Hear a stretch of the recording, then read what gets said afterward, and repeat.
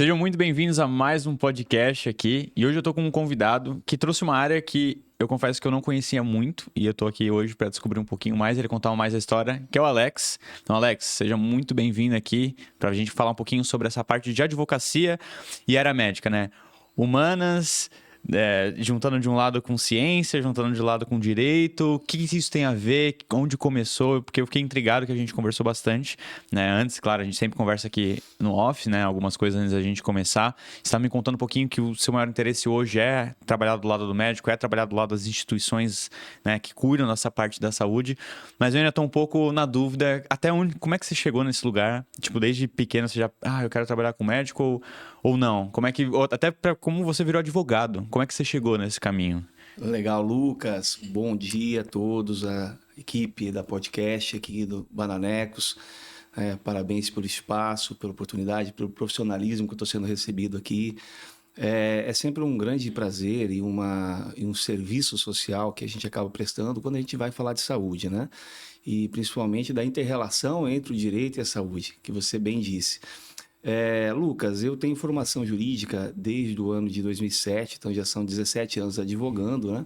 Mas chegou um momento em que a advocacia por si só, ela tornou-se insuficiente dentro dos meus anseios, né? E dentro de tudo que a gente foi vivenciando na prática, dentro de hospitais, de clínicas, junto a médicos, as mais variadas especialidades, para que a gente possa realmente contribuir ainda mais com essa junção entre a ciência médica e a ciência jurídica que vem gerando uma avalanche de processos nos últimos 10 anos, né, abarrotando o judiciário brasileiro, né?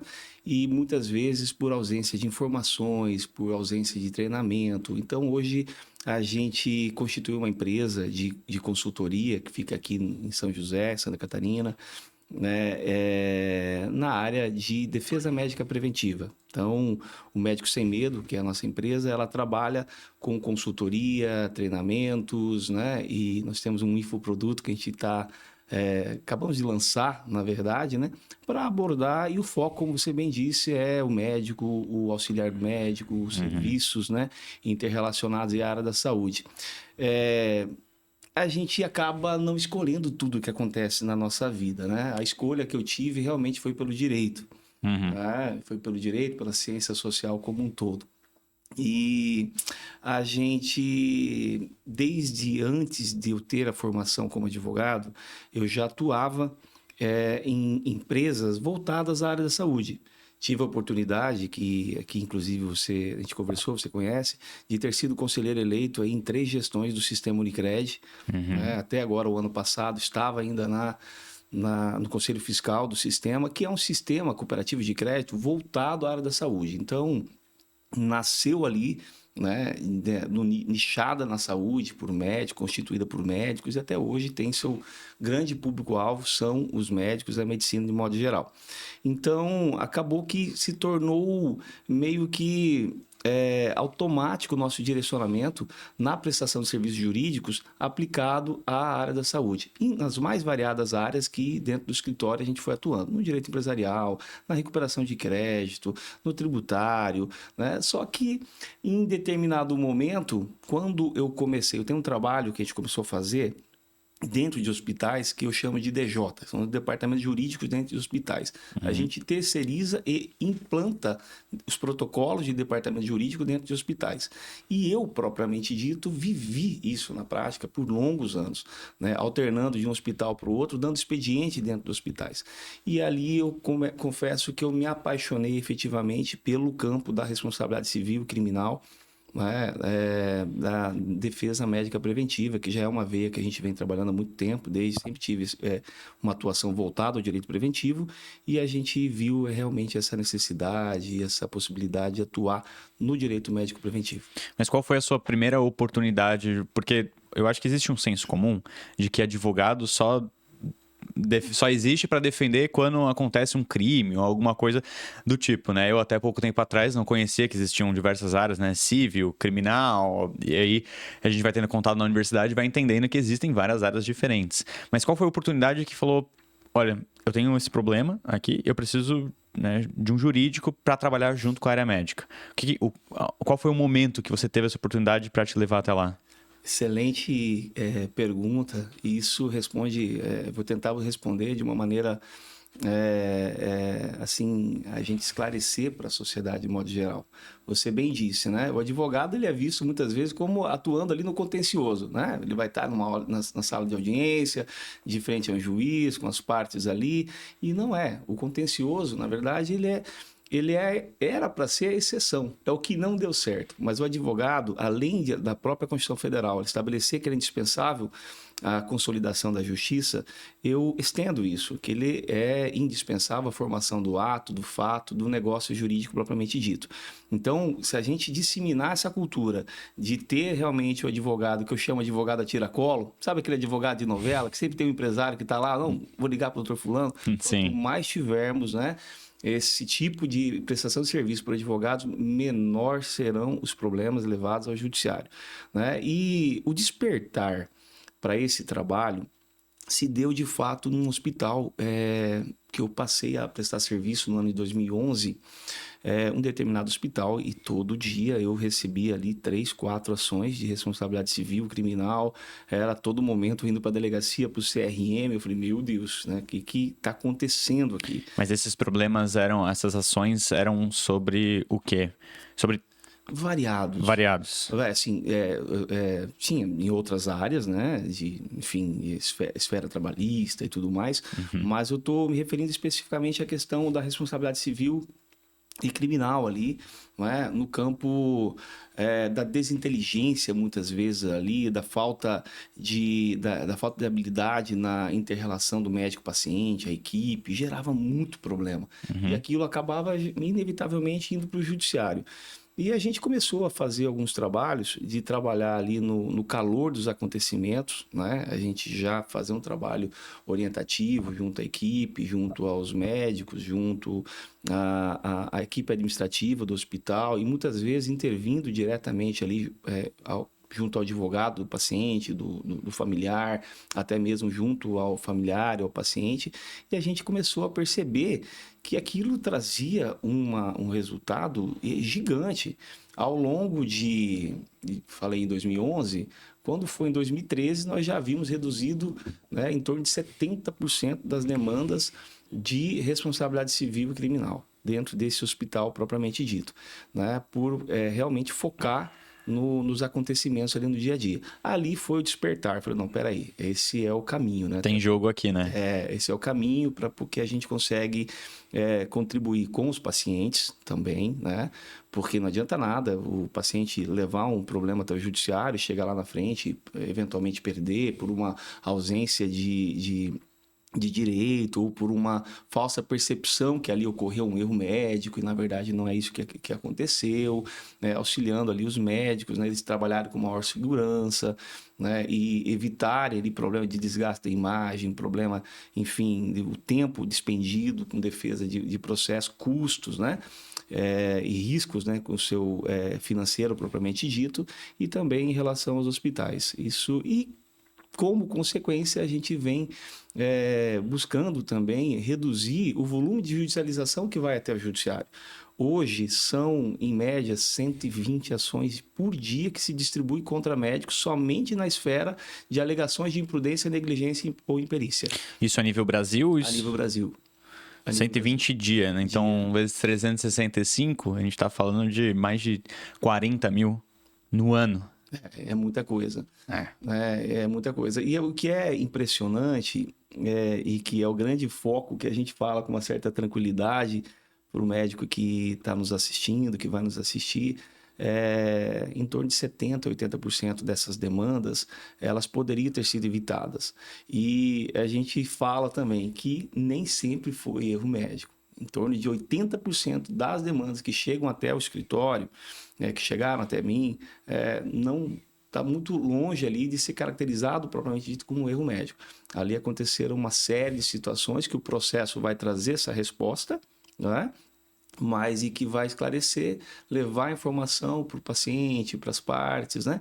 Mas não foi. Então, realmente é muito bacana, porque a gente também contribui com o paciente, o Poder Judiciário, nessa diminuição aí de demandas.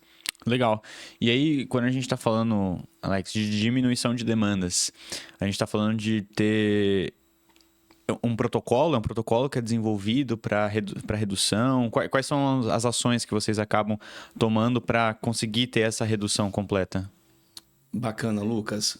Eu tive a oportunidade de escrever 13 manuais de contingenciamento de risco jurídico dentro de hospitais, né? E esses manuais, né, eles têm conteúdos extremamente técnicos, como, por exemplo, a segregação da responsabilidade jurídica e criminal da equipe multidisciplinar de saúde, né?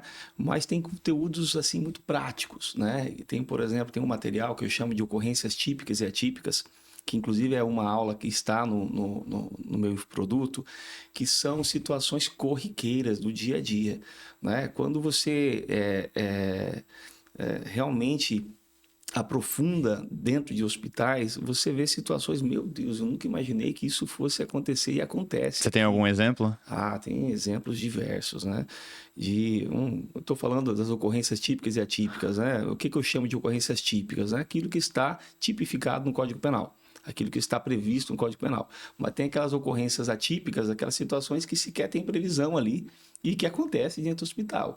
Porque a tensão é muito grande. Claro. Por parte do paciente, por parte dos familiares, por parte da equipe multidisciplinar.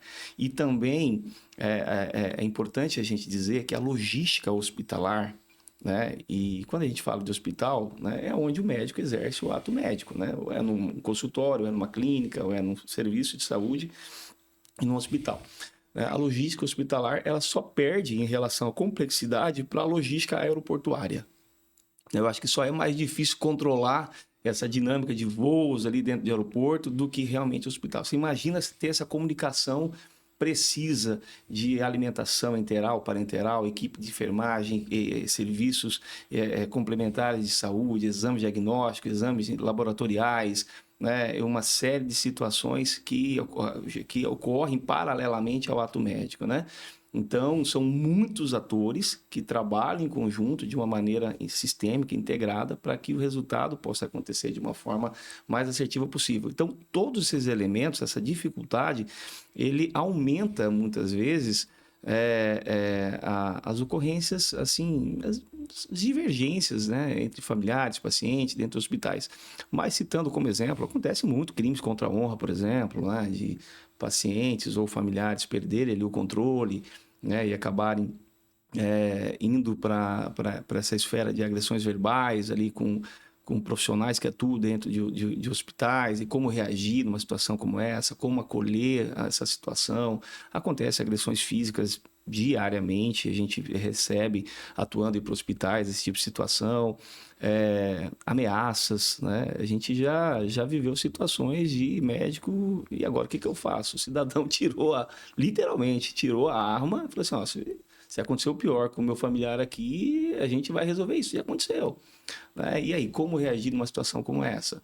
Pacientes que muitas vezes vão para dentro dos hospitais viciados ali em drogas, né, de morfina, isso aqui, ele começa a causar todo um transtorno, mas na verdade está ali somente um reflexo da dependência, né, e tantas outras situações que acontecem diariamente dentro de hospitais. Só acontece dentro de hospitais, né?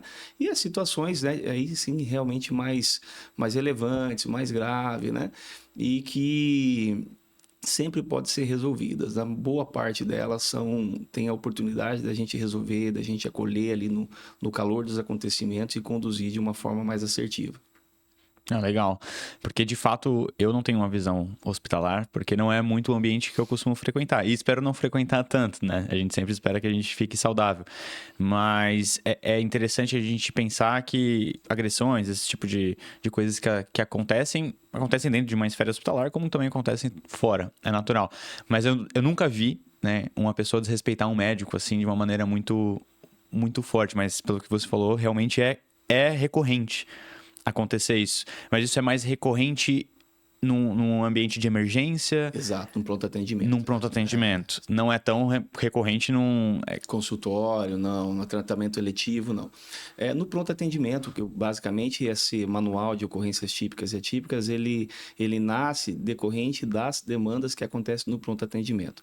Né? Hoje nós temos o protocolo de Manchester. Hoje não, já há longos anos, né? Esse protocolo é sobre o quê? É sobre a classificação de risco, né? Então, ele estabelece ali que, independente da idade, independente de uma série de circunstâncias, né? Ele é feito uma classificação para o atendimento hospitalar para que tenha a prioridade realmente aquela demanda que tem o maior risco, né? Aquela classificação vermelho da pulseirinha que você recebe no check-up lá do... A gente teve a oportunidade de começar a implantar esses protocolos, isso lá ainda no ano de 2007, dentro dos hospitais, quando estava ali se falando sobre isso, né? E isso vem diminuindo, os pacientes vêm entendendo cada dia mais, né? Vão se familiarizando com isso, porque muitas vezes, veja como que ele no senso comum é difícil de explicar, né? Um tumor, né? Ele é classificado muitas vezes como não emergência, né? Então, chega o cidadão lá com uma febre, né? Ou com uma dor de cabeça, ou com uma dor torácica, por exemplo, né? Ele tem mais prioridade, né? Do que aquele paciente que está, né? Em fase terminal de tratamento de câncer, muitas vezes. Né? Por quê? Porque aquilo ali, muitas vezes, não significa que ele está diante de uma emergência médica, né? Mas é um tratamento eletivo, ele tem um procedimento agendado para 20 dias, para 30 dias, ele pode ser feito. Então, existe a classificação entre a urgência e que, muitas vezes, nem o próprio juiz, o judiciário tem uma dificuldade de entender isso. E são conceitos muito básicos, né? Hoje você distinguir o que é tratamento eletivo, o que é tratamento de urgência, o que é tratamento de emergência médica, isso já diminui, já facilitaria muito, né? A dinâmica aí dentro de processos judiciais. Hoje, você falou que existe diferença entre eletivo, urgência e emergência. Exato. Para mim, urgência e emergência eram a mesma coisa. São diferentes. São tópicos diferentes. A emergência médica, vamos usar como exemplo aí um trauma, né? Um acidente, o cidadão andando de motocicleta e atropelado. Quebrou uma perna, alguma coisa do tipo. Ele tem que ser atendido de imediato. O risco é iminente de óbito, né? E tudo mais, uma série de situações. É aquele procedimento que tem um risco iminente de óbito, né? E o atendimento tem que ser fração de minutos, de horas, né? Já o atendimento de urgência já tem um critério, um senso, né, técnico que é até 24 horas para ser atendido, para ser resolvido. É lógico que ninguém fica 24 horas num pronto atendimento para ser resolvido, né? Mas tem uma dilação um pouquinho maior. E o atendimento eletivo, não. O cidadão está lá, ele está com uma dúvida, está com uma situação que ele precisa resolver, que ele pode agendar, vai fazer um exame para poder, aí sim, diagnosticar, para poder voltar ao atendimento. Ele está tendo um sintoma, que para ele muitas vezes é relevante, mas dentro do critério de classificação, aquilo ali, ele, né, não leva a um risco iminente, né, ou próximo aí de óbito. Então, essa classificação é espetacular, né? Isso diminuiu com certeza aí o volume de demandas, né? Mas também gerou-se muitas demandas ali quando foi implantado esses protocolos, né? Por causa desse desconhecimento também a respeito disso, né? A gente teve a oportunidade, Lucas, de trabalhar com os critérios de acreditação hospitalar. Também... Critérios do quê? De acreditação hospitalar. Acreditação hospitalar. Então, nós temos aí protocolos jurídicos que foram implantados dentro de serviços de saúde voltados à acreditação hospitalar, que são instituições de cunho nacional, internacional, que certificam, né, as instituições de saúde, né, e tem níveis de acreditação, né, e isso passa por um filtro muito grande em relação a filtros qualitativos, né, protocolos, né, principalmente em relação à segurança do paciente, protocolo de segurança do paciente. Isso funcionaria como uma ISO 9001, Exato. 14001, são essas certificações, só que a nível hospitalar, no caso. Não só hospitais, mas laboratórios, empresas, né, são diversos aí as frentes de atuação, né, e, enfim... Então, esse trabalho dentro de hospital, de fato, foi o nosso despertar para a defesa médica preventiva. E, a partir disso, a gente também que já é uma prática minha, né? Eu cheguei a lecionar no campo do direito às obrigações, na responsabilidade civil e criminal, e a gente, né, conseguiu, de fato, direcionar esse trabalho mais voltado aí para a figura do médico, né, que é, no nosso ponto de vista, né, o médico ele tem que estar absolutamente pronto para brilhar no ato médico, né? Então ele sai da faculdade apto para exercer ali o ato médico, mas ele depende de uma infinidade de pessoas e de serviços, né? O médico ele depende ali de uma mediação para contratação com o plano de saúde, a inter-relação com serviços, com o hospital, com a equipe. São muitas questões burocráticas que ele não teve oportunidade, não tem tempo. Ele, de fato, ele tem que ter todo um assessoramento para que ele possa focar e seja o campo de estudo dele a prática do ato médico. Né? Eu penso dessa forma, como paciente, vamos dizer assim, eu quero aquele médico que ele tenha vamos dizer assim, um despertar para a necessidade da defesa médica preventiva e tudo mais, mas que ele direcione a sua equipe, né? E cada dia mais ele foque, é lógico, né? Na sua qualificação para o exercício do ato médico. E a gente vem fazendo esses trabalhos, né? Junto a grupos de médicos, né? Hoje a gente tem uma atuação a nível nacional, a gente tem muitos médicos e serviços aí no estado de Minas Gerais, São Paulo, Rio de Janeiro, Mato Grosso, Santa Catarina, Paraná, enfim, são os estados que a gente tem uma atuação maior no estado de Goiás, né? E junto a clínicas, serviços de diversos e médicos, né? E o infoproduto, ele é uma novidade que a gente ainda está aprendendo a navegar nesse campo. Lucas, conversamos bastante mais cedo sobre isso, né? Digital, mas esse primeiro material que a gente criou e que já está disponível aí na plataforma do Hotmart, você que tiver interesse de conhecer um pouco mais, né? Ele foi feito com esse objetivo de que o profissional da saúde, o médico principalmente, ele tem acesso a esse conteúdo, mas ele vai ouvindo, ele vai assistindo na maneira com que ele tenha tempo e em algum momento ele vai direcionar, vai encaminhar ali para o WhatsApp, para a secretária dele, para o gestor da clínica, para a gestora da clínica, para a equipe dele, ó, dá uma olhada nesse material ali, que são dicas valiosíssimas de cunho prático. São aulas bem práticas, bem rápidas, né? Uma abordagem não muito técnica. Nós temos aí sim um material mais denso, como eu te disse, que é um material com 40 aulas, que esse tem já, inclusive, uma formatação também para advogados, que a gente foca, mas nesse primeiro momento são 7 aulas ali, uma média de 40 minutos, 30, 40 minutos cada aula, né? E um foco mais prático, realmente, usando até um termo que o médico está bastante acostumado, a gente trabalha dentro da nossa casuística, né? Então, de tudo que foi acontecendo ao longo desses 17 anos atuando junto no direito de saúde, no direito médico, a gente conseguiu compilar esse material com base na nossa experiência interna. Que legal, que legal. E hoje, falando, antes de eu comentar um pouquinho do teu infoproduto, eu estava pensando aqui sobre o que você acabou de falar, né? 17 anos atuando na área médica. Eu imagino que muita coisa aconteceu, aprendeu bastante coisa e viu muita coisa acontecer também. E é uma coisa que eu não tenho muita noção de volume, por exemplo, financeiro, que a gente está falando, dessas ações. Porque, eu não sei, R$1.000... 100 mil reais, 1 milhão de reais, eu não faço a menor ideia de até quanto pode chegar ou até qual o limite que você até já viu acontecer, né? Até para que a galera entenda um pouquinho mais por que é tão importante estar pronto, né? E saber dessas nuances, né? De jurídico / médico também. Você, Lucas, entrou num ponto muito sensível. Essa questão do valor, isso é algo que a gente vem tentando estimular para que o judiciário brasileiro passe a ter uma sensibilidade, um cuidado maior com essa questão do valor. Porque os pedidos são de valores estratosféricos ainda, sabe? Você tem demandas ali de 20 mil, de 30 mil, de 5 mil, de 7 mil, mas eu tenho demandas no escritório de 10 milhões de reais. de 2, 3 milhões de reais é frequente.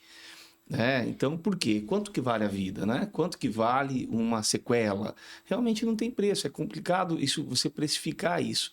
Mas, assim, o grande estímulo que o Poder Judiciário acaba fazendo de uma maneira que eu vejo que deveria realmente ser mudado, por quê? O acesso à justiça, ele é pago.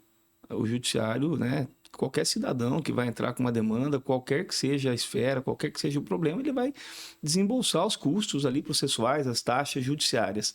Mas existe um consenso que, para paciente, se defere justiça gratuita. Vai lá e se defere justiça gratuita. E não necessariamente isso é o caso, né? Você tem que verificar se realmente o paciente, o familiar preenche aqueles requisitos ali. Então, o grande problema de você ter demandas hoje muito altas é porque o autor não vai ter consequência se ele vier a perder aquela demanda. Então, ele vai lá e perde mesmo. Perde R$ 1 milhão, perde R$ 2 milhões. E isso encarece de uma maneira absurda o dia a dia do médico, com questão de seguro de responsabilidade civil, os RCs, né? Com a contratação de advogados, né? E assim, poxa, você imagina, muitas vezes é o patrimônio de uma vida inteira, um patrimônio que ele ainda não formou, vamos dizer assim, que está em risco numa demanda, se perde um prazo, ou se de repente corre a revelia dele, o hospital recebeu, não passou a intimação. Então ele entra realmente num cenário de desespero em decorrência disso. Há uma banalização em relação a esses critérios. Por que há uma banalização? Dentro da nossa casuística, novamente, a gente tem uma média de condenação entre casos corriqueiros até casos de óbito e tudo mais, que realmente aconteceram, erro médico e tudo mais, uma média ali de condenação em torno de R$50 mil. Então, se o próprio judiciário tem essa informação, o CNJ tem essa informação, que não se condena mais do que 50, 70 mil reais ali, as demandas, para que permitir essas demandas de 1 milhão, 2 milhões, 10 milhões de reais? Isso... Porque eu até imagino que ficam por anos, não, né? Sim, é uma média aí de 7, 8 anos, muitas vezes, né? Porque são demandas realmente que o exercício contraditório da ampla defesa, e principalmente a fase pericial, elas são demoradas e devem ser demoradas, para Claro. que se tenha realmente a aplicação da justiça de uma maneira assertiva. Mas o grande problema está no deferimento banalizado da AIJ, da assistência judiciária gratuita, né? A JG, na verdade. Porque a gente tem casos que paciente ou familiar que entra com ação, eles têm uma renda razoável, relevante, expressiva, pede aí um valor de R$1 milhão e se defere justiça gratuita. Então, hoje o foco, por exemplo, lá no nosso escritório, o foco é a gente, de imediato, a gente vai até onde for possível para tentar derrubar a justiça gratuita. É meio que assim, seja qual for o problema, se é o caso, a gente se convence. Porque o advogado sempre é o primeiro juiz da causa ali. Uhum. A gente se convence. Não, isso aqui realmente é uma pessoa carente nos termos da lei. Não vou nem recorrer da justiça gratuita. Agora, no caso que a gente percebe que há um mau uso, a gente deixa a questão de mérito até mesmo de lado no primeiro momento e a gente vai nessa questão preliminar até a gente realmente conseguir, ou muitas vezes a gente não consegue. Falta ainda uma sensibilidade do judiciário em relação a isso. Você acha que é uma questão da falta da sensibilidade no geral sobre esse tema? É uma questão cultural. É uma questão cultural, sabe? O judiciário, ele tem ainda uma... isso vem de um aspecto de tradição e até mesmo de necessidade. O judiciário, ele atua como, muitas vezes, o paizão, a mãezão ali, a mãezona ali. Então, em determinadas demandas, tem uma flexibilidade maior para o deferimento de justiça gratuita, por exemplo, entende? Entende que a parte, que o paciente, ele é muito hipossuficiente naquela relação, ou seja, ele é desfavorecido pelo simples fato dele ser o paciente e o médico tem as informações, o hospital tem as informações, mas veja que não é bem assim. Por quê que não é mais bem assim? Até 2008, 2009, o acesso aos prontuários médicos ele era absolutamente restrito. Então, o paciente a óbito, para você conseguir o acesso ao prontuário, você tinha que judicializar, muitas vezes, para conseguir o acesso ao prontuário médico. Hoje não, né? Houve um movimento muito grande por parte das seguradoras, ali por volta de 2008, 2009, e aí o STF passou As seguradoras, quando a gente está falando, é seguro de vida, seguro de vida. principalmente. O que acontecia? A seguradora não tinha condições de se defender, analisar se ele, por exemplo, se tinha cobertura, se não tinha cobertura, porque ele não conseguia ter acesso ao prontuário. Né? E aí tinha que judicializar e tal. Então isso passou e contrariava o interesse do próprio familiar, que queria receber o seguro de vida e tudo mais. Então hoje tem um acesso, os parentes de primeiro grau, o ascendente, descendente, esposo e tal, tem acesso aberto. Isso tornou praticamente totalmente em desuso as ações de obrigação de entregar o prontuário. Ou seja, com o prontuário em mãos, né, o paciente ele tem condições plenas, né, de consultar um outro médico, de obter as informações, de contratar um escritório jurídico especializado que vai analisar todo aquele caderno de informações ali ocorridas dentro de um hospital, no atendimento médico geral. E assim, não tem tanta dificuldade hoje em dia, sabe? É uma questão de ele pediu em questão de máximo 10 dias, eu acredito que os hospitais, as clínicas entreguem, né? Então, é importante ter isso e o judiciário também tem essa informação que eu tenho dentro do escritório, né? Que 70%, 80% das demandas, eles não ocorreram ato médico. Então, no infoproduto, a gente até tem uma frase clichê que a gente coloca lá, olha, não foi erro médico. A gente já começa dizendo isso, porque 80% das demandas realmente não há que se falar em imprudência, negligência ou imperícia. Foi uma complicação decorrente ali do próprio organismo, né, do corpo humano do paciente, uma comorbidade que ele tinha. Aí você encontra na literatura, na jurisprudência, na literatura médica, que aquele caminho que o médico percorreu, ele poderia levar também ao resultado assertivo na terapia do paciente. A gente encontra os elementos ali que extrapolam ali a questão da negligência, né? Mas entra na esfera de realmente de impossibilidade realmente do médico, né? Conseguir muitas vezes aquele resultado almejado. Então, muitas vezes é um resultado indesejado, um resultado adverso, mas não necessariamente ocorreu um erro médico. Então, é uma outra crítica que eu faço ao Poder Judiciário, porque Brasil afora, a gente vai classificar uma demanda contra médico, você já vai achar lá classe processual erro médico. Poxa, então você já está condenando, né? O paciente já entra ali e já coloca ele como erro médico. Não é erro médico, né? Vamos colocar direito médico, né? Responsabilidade civil, vamos mudar essa nomenclatura, vamos desmistificar isso. Porque essas informações que a gente tem, né? O CNJ tem. 80% das demandas acaba realmente culminando na improcedência. E não é por culpa do paciente, Lucas. Por quê? Porque o paciente, muitas vezes, ele realmente acredita que ali aconteceu algum problema, porque teve uma questão ali na relação médico-paciente, ele não ficou claro para ele, né? Ele não entende as questões que estão ali no prontuário, ele não entende como o pai dele estava bem num dia, no outro dia caiu tanto, evoluiu para óbito ou para um problema, né? E, enfim, né?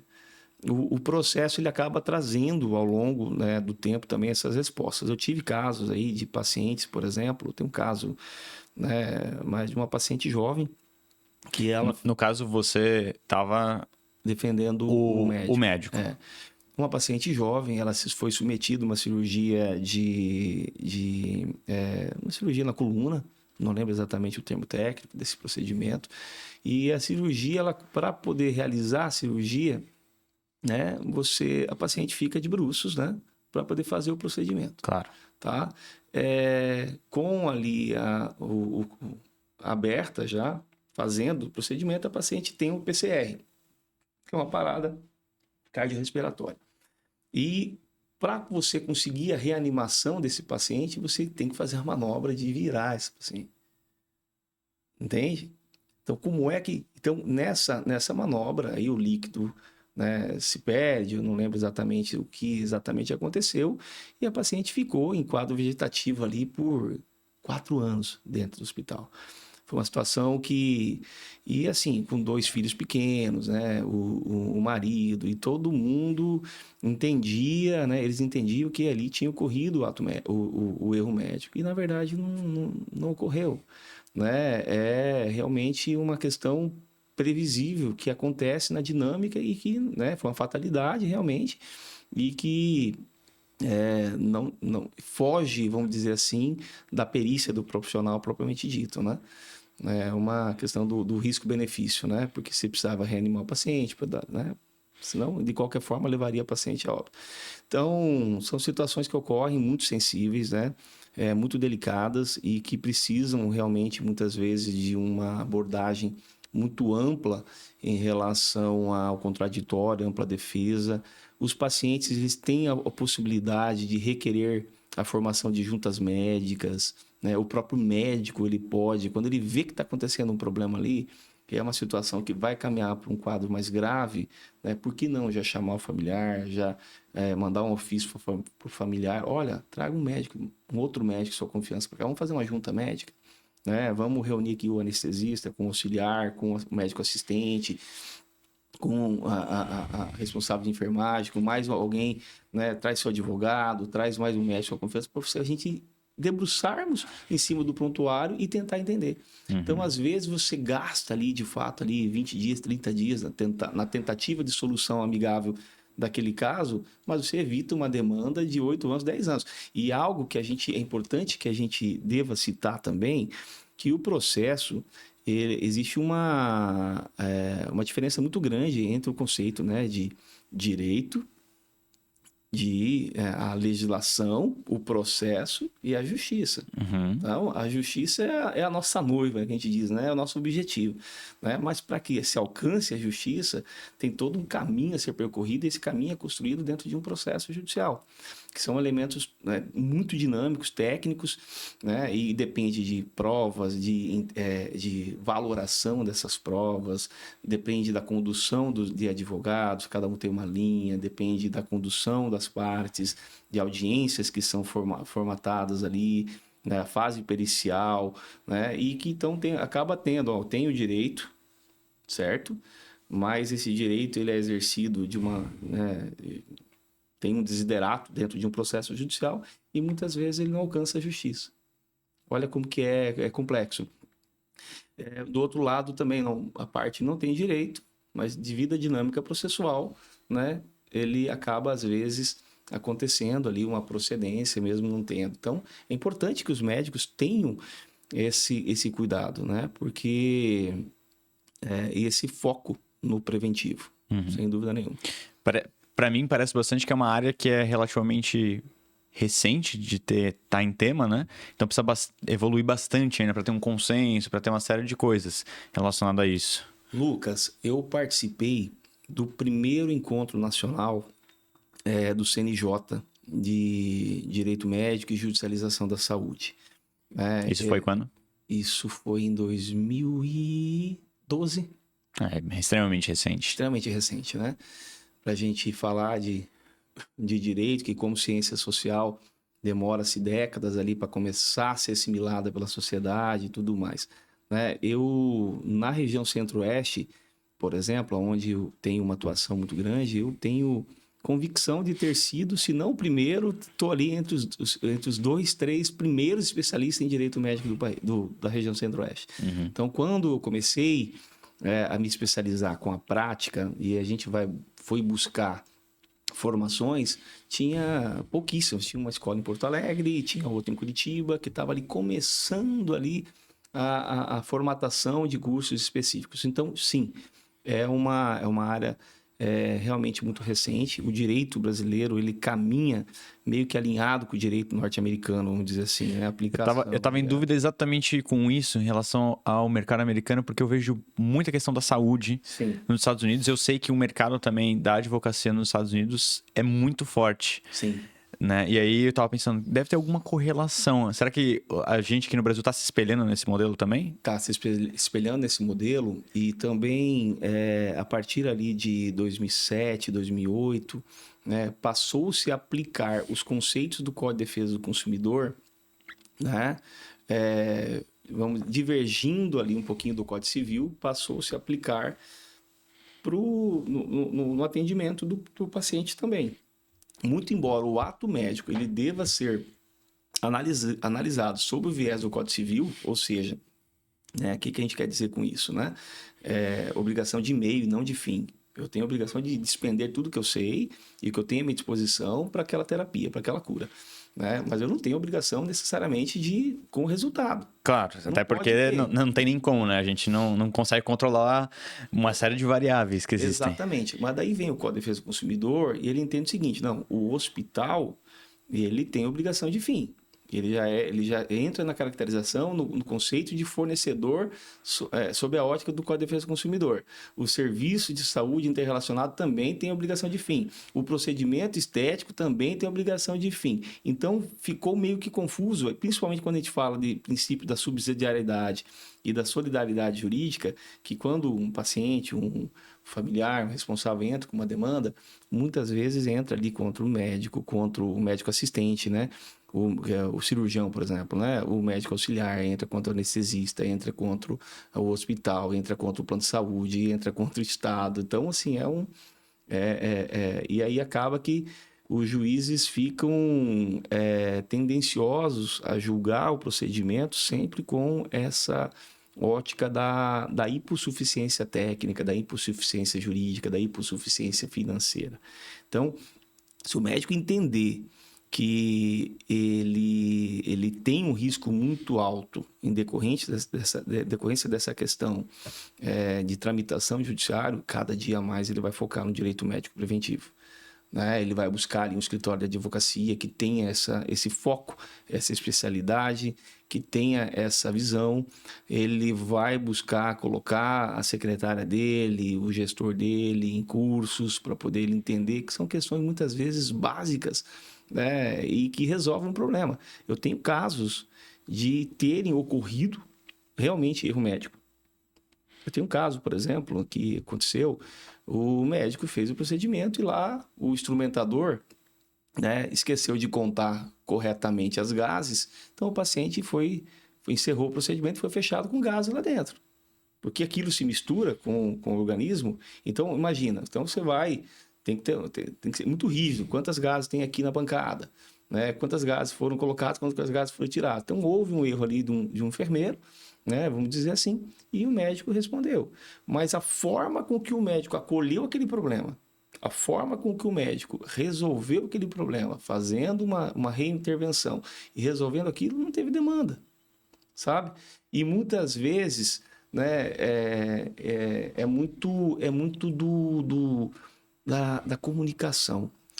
Ser assertiva. E para a comunicação ser assertiva, não significa que vai estar sempre certo aquele médico, eu brinco, né? O paizinho, mãezinha, o médico paizão ali, né? Que está sempre aquele... Não, às vezes o perfil da outra parte é um perfil que ele quer um atendimento diferente. Então o médico ele também tem que se especializar nisso, ele tem que ter um cuidado com a comunicação mais assertiva possível para que ele possa levar a informação precisa e correta e esclarecedora para o paciente, para o familiar e assim evitar um problema. Perfeito. Eu estava pensando aqui enquanto estava falando que existem cirurgias que têm maior risco do que outras, né? Assim como você estava comentando até o caso da pessoa que foi operar a coluna, por exemplo. Eu não sei se tem risco, se não tem, mas eu imagino que, né, as costas mais expostas, né, você pode ter a sepsemia, uma série de coisas que podem acontecer. E outros que são mais simples, como eu tirei, por exemplo, uma vez um cisto no pescoço que foi só na região da pele, então não preciso tomar anestesia, é uma coisa local, é mais tranquilo de fazer. Mas quando é uma coisa mais complexa e a gente não está num ambiente de emergência e a pessoa precisa operar, existe alguma coisa do tipo, que nem a gente né, assina do tipo, li e aceito os termos, que pode ajudar a prevenir alguma coisa nesse sentido? Porque o paciente ele tem ciência de que é uma operação de maior risco, ou é alguma coisa mais falada do médico para a pessoa do tipo, essa cirurgia tem risco. Você quer fazer mesmo assim? E fica só uma coisa meio contrato de gaveta, né? Uma coisa mais só da comunicação. É bem importante isso, né? A gente também faz esse trabalho de assessoramento junto à clínica, serviço de saúde, revisando todos os protocolos internos e toda a documentação necessária. Então, ainda é muito comum, o médico é acionado, ele vai lá para fazer um procedimento de boca. Ele vai lá, vou lá fazer o procedimento e fez aquilo, né? Infelizmente isso acontece. E, na verdade, o CFM, as resoluções, elas obrigam, né? E o judiciário tem esse entendimento, né? Quanto aos termos de consentimento livre e esclarecidos, né? Então, cada procedimento que seja feito, ele tem que ter, paralelo ali ao contrato de prestação de serviço que é feito com o paciente. Então, no contrato terão ali as diretrizes daquela relação jurídica propriamente dita, né? Mas, paralelo àquilo, tem um termo de consentimento. Só que aquele termo de consentimento, ele tem que ser livre e esclarecido, né? Esse é o conceito. Então, por exemplo, o paciente está lá urrando de dor, ele vai assinar o que colocar, né? Foi o que eu pensei, né? Às vezes o cara tá até inconsciente, ele nem conseguiria assinar muitas vezes, né? Porque ele corre um risco de vida, alguma coisa. Então, são cuidados que tem que ter, né? E muitas vezes ali no dia a dia são questões muito fáceis de se resolver isso, né? De você ter, né, ambientes que propiciem essa tomada de decisões, você ter que realmente o consentimento do paciente tenha a máxima e a prevalência, mas de uma maneira realmente esclarecedora, junto aos familiares, junto à equipe, deixando as provas muito bem constituídas, né, formalizadas nos termos que são exigidos pela legislação, né? Isso é extremamente importante. Reduz, com certeza, mas por si só não inibe Claro. a propositura de uma ação e uma eventual condenação. O que realmente ele vai determinar a condenação ou não de um médico, muitas vezes é ali a fase pericial, né? E como que acontece essa fase pericial? Na fase pericial, os juízes, eles também são leigos, né, como nós, né, quando a gente fala no ato médico, na ciência médica, né? Por mais que a gente tenha uma experiência, né, eu costumo dizer que todas as defesas que a gente faz no escritório, a gente faz defesas a quatro mãos. Então, eu preciso, primeiro, que o médico ele participe. Ele não vai delargar aquele problema para mim, porque, né? Claro, você não é cardiologista para entender. Para entender o que está acontecendo. Mas como também isso acontece, então nós temos aí um corpo de peritos que a gente nos auxilia, né? E a gente faz já uma defesa, passa por uma perícia, volta para o médico, ele anula e vai, tá, enfim. E aí tem um momento apresentado a defesa, tem audiência de conciliação, e tem a fase instrutória. Dentro dessa fase instrutória, que são vários os atos que ocorrem, tem a fase pericial. Então, o juiz ele tem os peritos de sua confiança, ele designa ali um perito, né? As partes arcam com aquele custo, né? E aí, se a parte for beneficiária da justiça gratuita, por exemplo, ele não tem nem esse desembolso. E o perito ele vai analisar, né, todo o prontuário médico, ele vai analisar todo o caso propriamente dito, ele vai aplicar dentro do conhecimento técnico dele, pericial dele, ele vai aplicar na literatura, né, todas as circunstâncias que são benéficas ou não. Realmente aqui aconteceu, o médico poderia ter feito isso. Ele fez tudo o que tinha que ser feito, mas ele poderia ter feito uma ultrassom, ele deveria ter feito uma reintervenção, ele não poderia ter dado alta. Então, são situações que o outro médico ele vai opinar ali, né? E você tem, muitas vezes, isso é importante que o médico tenha conhecimento, né? Basta vocês pesquisarem e terem acesso. O trabalho que o CRM faz a nível de Brasil é um trabalho assim louvável, pensando na segurança do paciente, tá? Eu tenho muito orgulho, né, de como que acontece e não depende de um CRM para outro CRM. Realmente isso aí é a nível de Brasil. A gente atua em vários CRMs. O processo ele é muito sério. Com frequência, a gente vê sanções sendo aplicadas a médicos. A gente vê com frequência médicos sendo suspensos. Com frequência, a gente vê médicos sendo, inclusive, né, cassados em relação a procedimentos, né? E que é raro ver em outras profissões, tá? O processo ético disciplinar dentro dos CRMs e o código de processo, eles propiciam a ampla defesa, a rigor, o contraditório, o exercício, todos os atos ali também internos, né, que acontece, mas não existe esse universo que muitas vezes a sociedade pensa, não, aqui tem o corporativismo prevalece. Não, né? Realmente é um trabalho muito ético, muito sério que é feito por parte dos peritos, né? Mas a gente tem aquela situação que é o seguinte, né? O médico, ele é autoridade no exercício do ato, né? Quando a gente delega um determinado problema na nossa saúde, né, para o Dr. Lucas, para o Dr. Alex, enfim, a gente confia e que esse médico vai exercer a medicina e dentro dos seus conhecimentos, dentro das suas possibilidades, dentro da sua técnica, né? E a gente tem que realmente submeter, né? A não ser aqueles casos que a gente possa, não, eu tenho o meu direito de escolha. Não, eu não quero fazer um procedimento, não quero fazer cirurgia. O paciente tem esse direito. Mas, muitas vezes, a forma de condução de um médico não é necessariamente a mesma forma de condução de outro, né? E não significa que teve um erro ali. Mas foi só uma prática diferente. Então, muitas vezes, na perícia tem ali um quesito que a gente formula. Mas essa intervenção poderia levar a melhor terapia, a melhor evolução? Poderia levar à cura, por exemplo? Poderia. Então, por mais que o perito fale assim, não, eu particularmente não gosto dessa prática, dessa técnica, mas ela poderia levar, então ali não tem que se falar em erro. A gente trabalha bastante isso, né? E a perícia, ela acaba determinando ali, em boa parte dos casos, né? Porque fica muito fácil para o juiz aí tomar uma decisão com base no que tem nos autos e com base na perícia, né? E tomar uma decisão assertiva no caso concreto. Justo. E, enfim, Lucas, o nosso treinamento do Médico Sem Medo... Eu ia te perguntar isso agora, o que um médico, né, ou o que uma instituição médica pode esperar, né? Por que ele compraria, por exemplo, um infoproduto? O que ele pode esperar, né? Para quem que você recomenda? Aqui eu estou falando de uma empresa que nós constituímos de formatação de cursos, treinamentos, consultoria dentro de hospitais, né?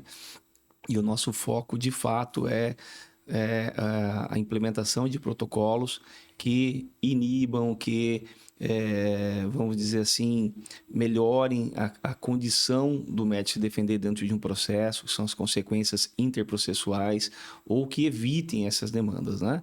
Então, eu posso afirmar para você que 70%, 80% das demandas que eventualmente ele possa ter, ele deixaria de ter, se ele focar no preventivo. Isso é muito bacana. Se ele tiver essa abertura, seja, enfim, ele mesmo buscando esse conhecimento, ele mesmo buscando esse aperfeiçoamento, ele capacitando a sua equipe, ele buscando um escritório de advocacia que tenha esse viés preventivo, né? E ele vai ter um resultado muito bacana e vai trabalhar com muito mais segurança, tornando-se cada dia mais um médico sem medo.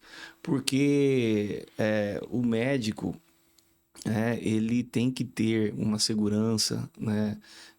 Assim, uma autoestima muito grande para trabalhar. E você disse agora há pouco, né?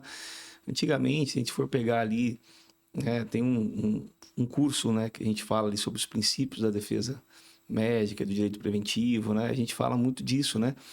O médico, ele era tratado ali como uma espécie de santidade, né? Então, ninguém questionava. E até hoje, nos rincões aí, nos interiores do nosso país, a gente vê uma resistência muito grande ainda por parte da sociedade em questionar médicos, né? Mas isso vem mudando assustadoramente, né? A gente vê, tem demandas que chegam para a gente que a forma com que o paciente está conversando no WhatsApp, por exemplo, com o médico, com o auxiliar, eu fico pensando, meu Deus, né? Realmente, né, é um critério, né? Não, eu estou pagando, né? Então não tem mais essa visão, não, de que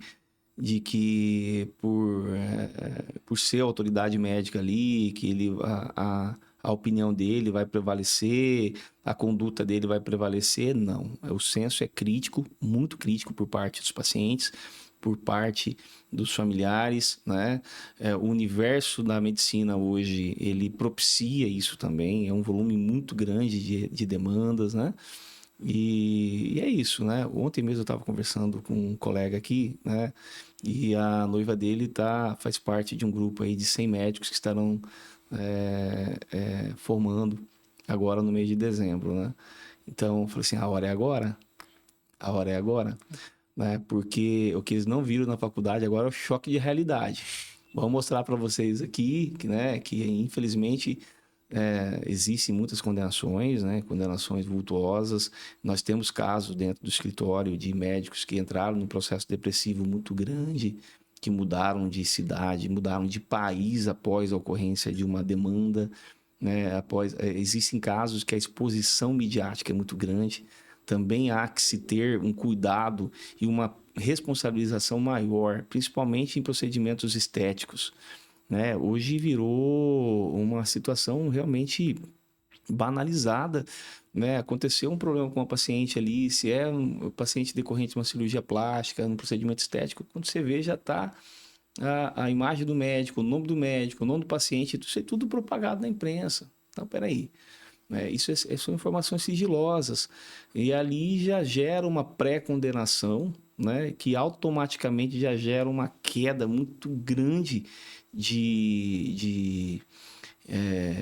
vamos dizer assim, de pacientes que vão até aquele médico, né, gera aquele preconceito para chegar ali e demorar 6, 7 anos para ele ser absolvido. E ali ser caracterizado, por exemplo, não, peraí, não teve erro médico, não. Essa cirurgia de abdominoplastia foi feita da forma adequada, os indicadores estão adequados, né?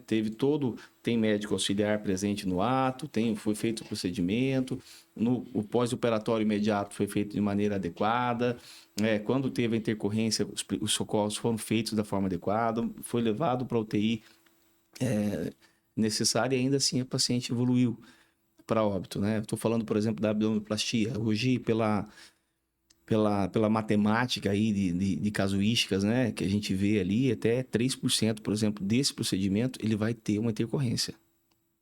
São procedimentos que até 3% pode ter uma intercorrência. Pode uma intercorrência que o paciente precise de uma UTI. Não significa que ali vai gerar uma evolução para óbito. Né? Mas então, esses indicadores existem. Daí a importância do termo de consentimento livre e esclarecido. E também do cuidado. E o médico sempre trabalhar pela cautela. Você não vai fazer um procedimento estético para uma paciente de 50 anos, os denominados combos, né? Vou fazer uma cirurgia de mama, vou fazer uma cirurgia de glúteo, vou fazer uma cirurgia de abdômen, e ao mesmo tempo uma paciente que tem um quadro de comorbidades, né? Como se fosse fazer para uma paciente jovem, todos os indicadores ali ok, né? Então o médico tem que ter sempre esse cuidado com a cautela. Por mais nem tudo que é permitido, né, ele é conveniente. E isso é analisado dentro de um processo. O juiz vai falar assim, peraí, não tem nenhuma restrição de fazer procedimentos conjugados. Os combos aí. Não, pode fazer. Não tem nenhuma legislação. Mas, ainda assim, o juiz pode entender que ocorreu ali uma imprudência, considerando elementos peculiares daquele caso concreto, a dinâmica ali daquela paciente e tudo mais. Então, é muito complexo, realmente. Né? E a gente traz no curso, Lucas, muitos casos, né? Sempre nunca revelando, é claro, né? As partes, né? Mas são situações que ele vai ver na prática, né? Quanto que ele pode minimizar esses riscos aí. Nós temos no nosso site, a gente já caminhando aqui pro encerramento, né, Lucas? Como acho que todo advogado acaba falando demais, né? Mas tá certo, né? Vocês estão aí para ajudar e para passar informação e para fazer parte, né, dessa criação. Agradeço demais aqui pelo espaço, né? A gente vai estar fazendo uma parceria muito bacana agora com vocês aqui, né? Fazendo conteúdos de podcasts, né? Você pode esperar que vai ter muito conteúdo bacana que a gente vai estar abordando aqui, independente do curso, mas o curso já está disponível, né, na plataforma do Hotmart.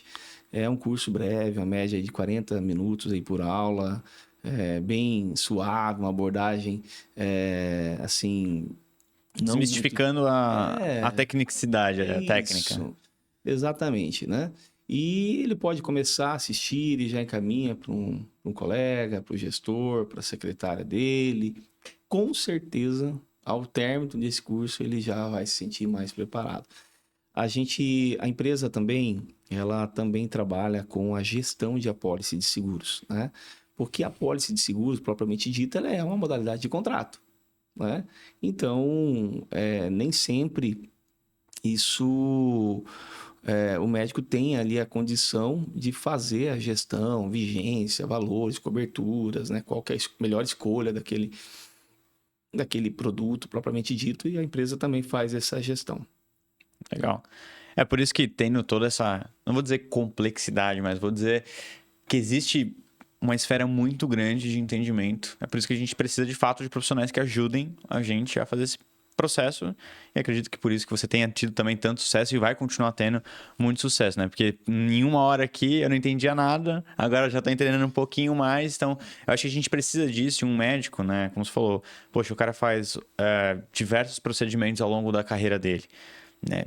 Pode acontecer diversas coisas diferentes, né? E ter uma assessoria ou ter esse processo de estar amparado faz diferença, não só na questão jurídica, mas também na questão até própria psicológica, até como você comentou, sim, porque o médico precisa estar confiante para executar o procedimento que ele estudou por anos para executar, assim como o paciente também vai estar seguro de que, né, as coisas vão acontecer de acordo. Então, acho que é um ganha-ganha, né? É um ganha-ganha, exatamente, né? Ambas as partes estando seguras, contando com um amparo de um profissional que ajuda a fazer um caso ali, né? Um caso, não vou dizer, acho que não é o caso, mas como eu sou engenheiro, eu estou pensando em procedimento operacional, né? Então, mapear tudo ali que pode ser feito para a gente conseguir, né, executar da melhor forma possível. Eu acho que isso é processo. No final do dia, a gente está falando de processualizar tudo, deixar redondinho para que, se acontecer isso, podemos prosseguir da forma A ou da forma B, né? Que eu acho que sim, é isso que a gente está comentando hoje. Fico muito feliz em saber que está chegando na área médica essa parte, né? Deixando tudo muito bem amarrado, sim, muito bem redondinho, né?